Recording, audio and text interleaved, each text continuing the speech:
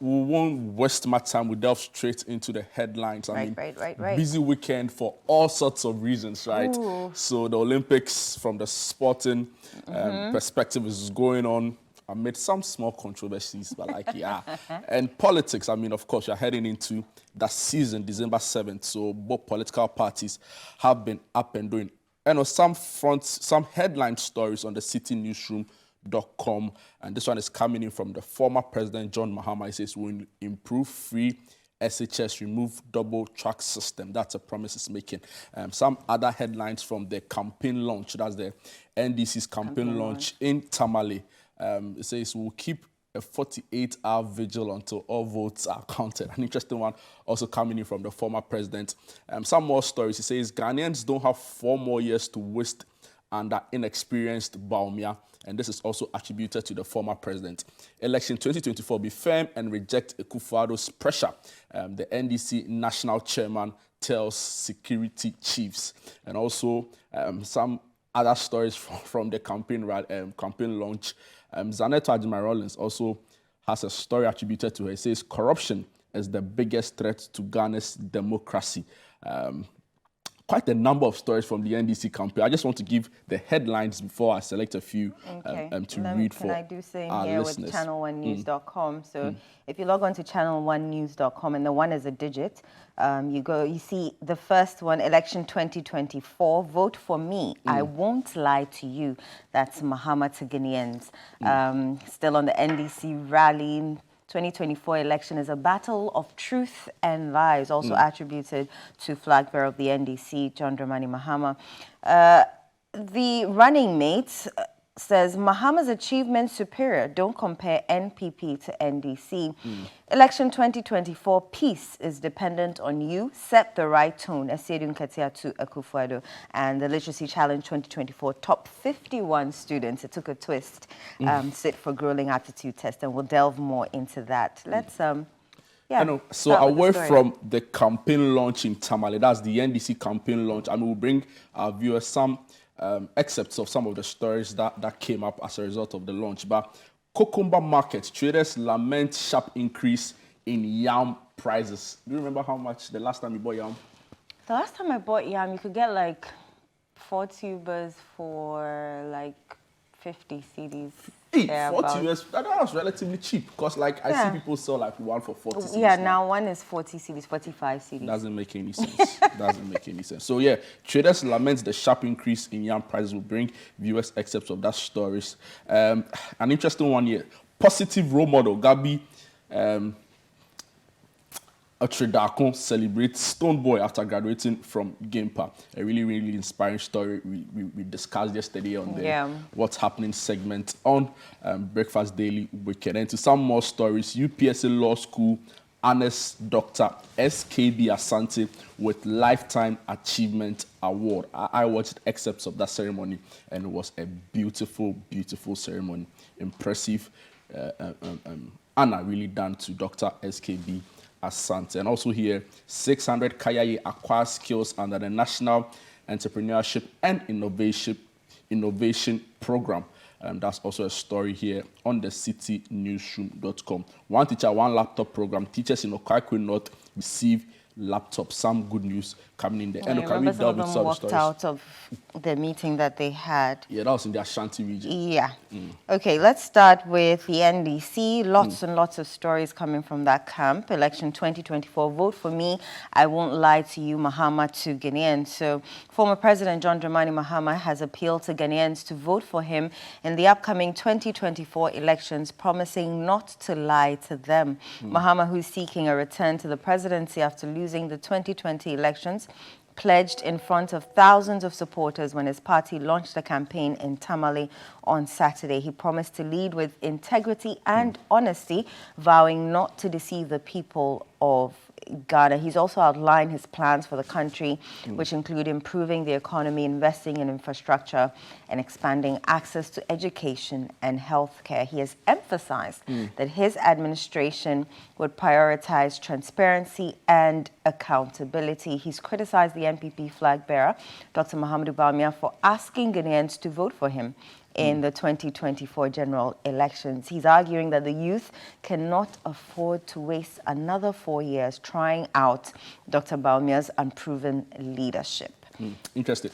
So let me just still stay with the Tamale NDC campaign launch and a story still attributed to the former president. There's something he's been saying over and over again. We heard him say same at their recent walk they had in Teshi, Nungwa. So John Dramani Mahama, this is on the citynewsroom.com, story by Letitia Osei, says election 2024 will keep a 48-hour vigil until all votes are counted. John Dramani Mahama, the flag bearer of the National Democratic Congress, the NDC, has called on party members to remain vigilant until all ballots are counted by the Electoral Commission in the 2024 general election. Speaking at the NDC's campaign launch in Tamale on Saturday, July 27, Mahama urged party supporters to commit to protecting the ballot boxes on election day. He emphasized that every aspect of the electoral process will be closely monitored to prevent any potential rigging in favor of the new patriotic party. Everybody needs to prepare. We are not going to sleep for 48 hours until all the ballots have been counted. None of us is going to sleep for 48 hours until all the ballots have been counted, he emphasized. And I wish to assure all Ghanaians who intend to vote for the NDC, I can promise you that we will protect every single vote. We've had our issues with the Electoral Commission, but we are prepared to give them the benefit of the doubt, he assured. So yeah, the former president, with that call to party faithfuls, he says don't sleep for 48 hours. He's been doing a lot. That's a lot of. The campaign was huge. I was impressed by the numbers that showed up. And there was a lot that was said. And like you said, 48 hours no sleep. Oof, is that assuming you're a party fanatic, is that something you would have? I mean, I doze off at the. I won't lie to you. I would doze off while protecting the ballot. But I would be, at least I would be at the center. I would be present. I would be asleep, but you know, I'll be a bit cautious about what's going on around me. But I understand them.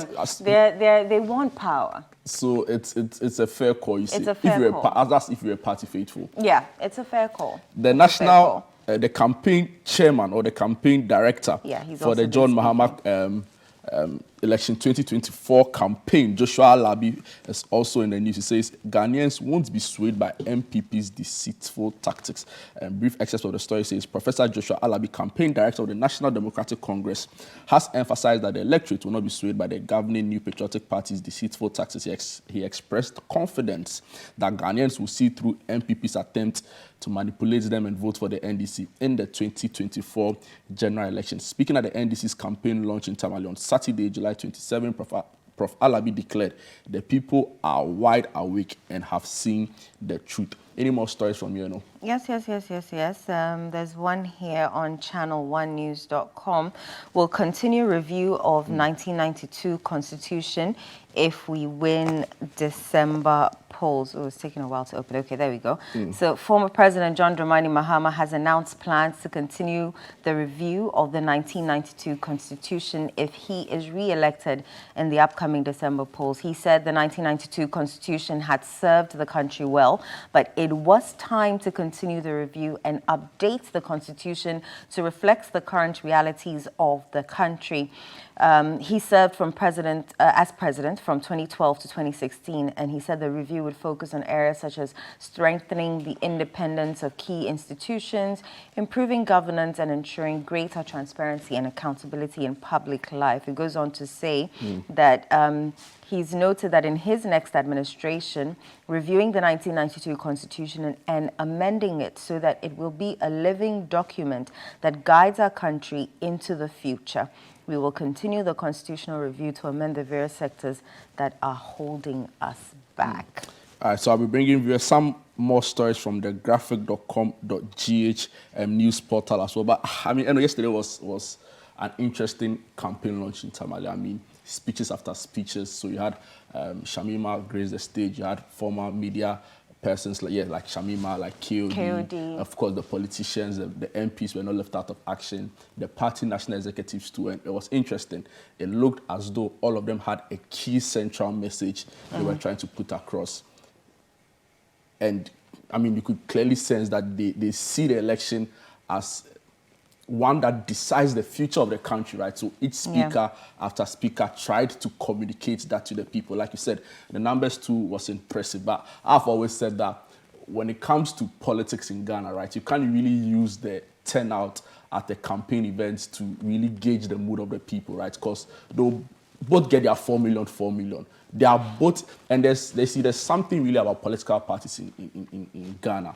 Right, so all the time people say when we do demonstrations on our own, people don't turn up. But what political parties have been able to preserve as compared to other groups really is what they call the convening power, right? So they are able to mobilize people very quickly, even at a short notice for whatever reason, right? So yes, Mahama will go to the Tamale, he will go to the central region, he will go to the western region, he will pull out a crowd. So would Bawumia do. So I've seen people trying to make comparisons about crowd size when that doesn't one mean candidate. anything. Yeah, that's exactly the point I'm That making. doesn't So mean anything. I mean, people should chill with all of those permutations and those analysis, right? Like I said, both parties have their bases. Right. They have people or followers, irrespective of whatever happens in their party, they'll subscribe. So, and there are also people who are swing, right? Those who need a little more convincing to really subscribe or decide to join the ticket in a particular election year. So it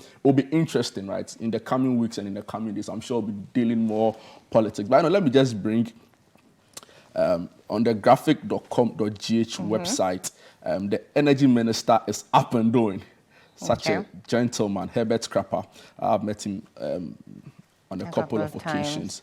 So the Tema oil refinery will be revived, and this is I think the graphic got his designation wrong because he's the Minister of State at the Energy Ministry. I don't know if he's been confirmed officially as NAPO's direct replacement. So the Minister of State at the Ministry of Energy, Herbert Crapper, has given an assurance that government will guide and support the Tema oil refinery tour to conclude the process of securing a strategic partner within the next 90 days. He indicated that while the process progressed, there was need for immediate interventions to prepare the refinery, and these included operationalizing some of the departments, such as the laboratory.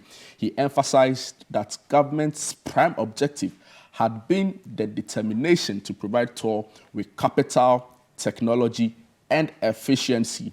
Mr. Crapper made this known during a working visit to TOR, his first to a sector agency since he assumed office. So, see, that's some really good news coming there. We've said time and time again that one of the ways we can deal with the ever-rising cost of fuel in the country is to get TOR operationalized, right? Because if you look at the factors that contribute to the hikes in fuel prices, so like I said the other time, the import parity price of the product, how much you are paying to bring in these crude oil, the forex rates also is a major determinant. So anytime you see the city move, the dollar is also following in suit.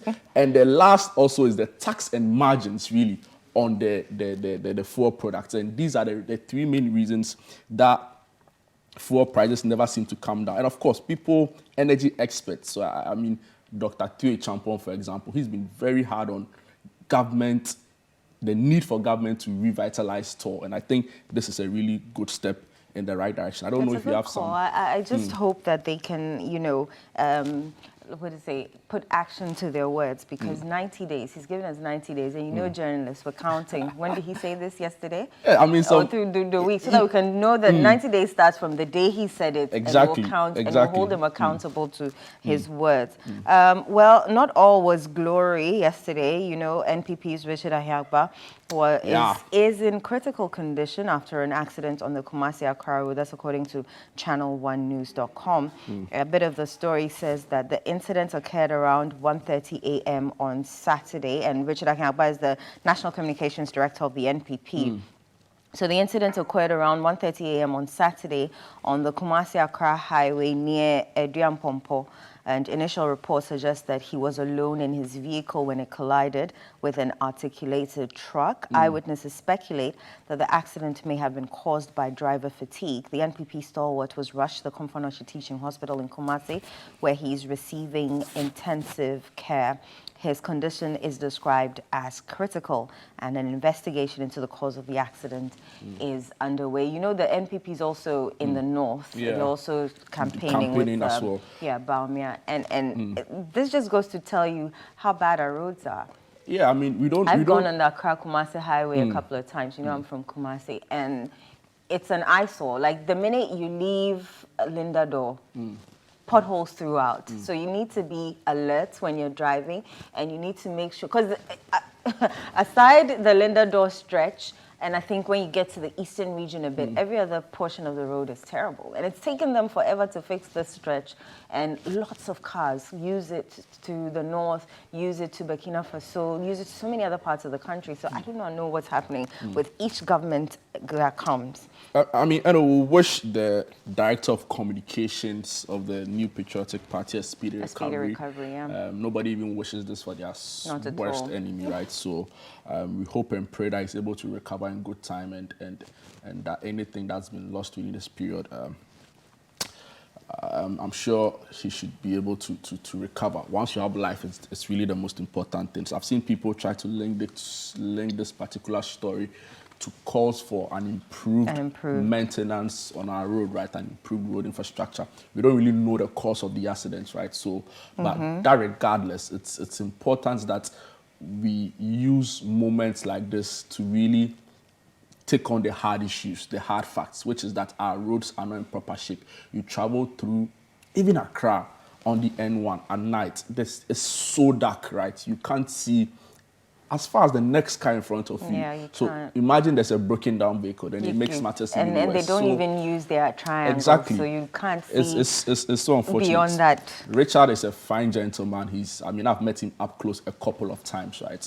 Interviewed him on a number of occasions. I think he's a decent guy, a nice gentleman. I hope that when he recovers, he's able to use this experience as a member of the government or the party to champion the need for us fixing our roads. I know the government will trumpet and say we've built more roads than every other government. They have been saying that. They'll say we have more roads under construction than any other government. But the issue is that even some existing roads are still in a very bad shape. Like I said, street lights are not functioning properly. They are big potholes. I mean, when I go out to do road reports and I interview some of them, they say they are not potholes anymore. They are manholes. One guy told me that it's a crocodile pond. Oh, wow. So it's shocking, right? And if you've not been a victim of it, right? Yeah, you wouldn't. You exactly. So, like I said, I wish him a speedy recovery. I hope he's able to come out and recover very well. We want to see him back on the campaign, espouse his ideologies, espouse why he believes his candidate is the best person to lead the country, but most importantly, also use this experience to try and advocate his people that see we need to be doing things a lot more right in this country with regards to roads maintenance. See the Tema motorway, for example. Yesterday there was a story that Philip did on CNR, and I think a Okada rider had hit a pothole and both of his tires were out. Yeah, so he was pushing his bike to go find a vulcanizer to fix it for him, and he was pissed. Like, you could see he was pissed because if he's been delayed, that means that his source of income would delay. He probably might not be able to do all the deliveries or whatever he has to do in that span of time that he's looking for a vulcanizer on the stretch. It's bad. Like I said, if we start a conversation on the motorway, we probably won't finish. There are calls for the declassification of the road as a motorway, so then it allows us to know that it's really not a motorway again. Yeah. So then it will also mean that the speed limits will be revised, right? And then a proper conversation can start about how to properly fix it, whether we do in portions, whether we close it down. So these are the conversations I expect that government will begin. I mean, and I know Asenso Boachi is trying his best. I mean, for example, we did a road report on the bridge that had broken or had rusted. And it has been fixed. I think you've mentioned this before. At the Ashaman Dowinya stretch, even at Kojo Ashon Road as well, the bridge, they moved in quickly, swiftly to address the problem. But like you are saying, Accra is dark at night. Road Safety, Ministry of Roads, everybody that has a role to play should. The assemblies also have a key role to play in this. So this story, we started discussing it because of Richard Ahiagba. So it's important we mentioned that we wish him a speedy recovery. And like I said, he should use this moment, this experience to champion a new cause.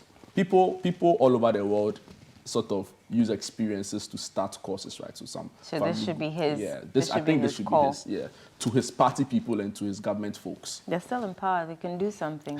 Look at how many months we're in July. Well, July is almost over, but yeah, they can do something. The former NDC national chairman, Ofosu Ampofo, backs a doctorate degree to some more refreshing news. Yeah. Congratulations to him. Exactly. Lots of people are getting. Yeah, so he bagged a doctorate degree. I want to see from GIMPA, right? Yes, so it was in public administration, governance and leadership from the Institute of Management and Public Administration. That's really impressive. I mean, when Sandra interviewed him the last time, it was clear he hadn't been well for some time. So people were asking, I'm not seeing a lot more of some on the campaign trail, but apparently he wasn't well. He went out to seek medical help, and now he's back and he has his doctorate degree. I can imagine his thesis and his conversations with his lecturers, because this is someone who's been minister, been MP, been national chairman. He's seen it, done it all on the campaign scene, right? He had a very interesting thesis topic: democratic politics and political vigilantism in Ghana's Fourth Republic. That's the topic that he worked on. So like I'm saying, he has like practical experience, right? Whereas his professors would probably have the theoretical experience. He has been in the mix of it, right? So it'll be interesting the kind of things that went on, his conversations, right? And the kind of supervisory work he received from his professors. Because I mean, like I said, he's been the guy in the space for quite some time. But hey, congratulations to him. He's my church member, so I'm sure today at the Church of Pentecost. No wonder we're reviewing that story. No, I mean, like I said, it's impressive. You need people like him to always, when you have a fine blend of experience and also academia, it helps shapes the discourse much better, right? So, I mean, he is a mainstay in the main opposition party in the country. So, yeah, we need people like him to also contribute a bit more. So, congratulations to Dr. Samuel Ofosu Ampofo. We wish him well in his new role.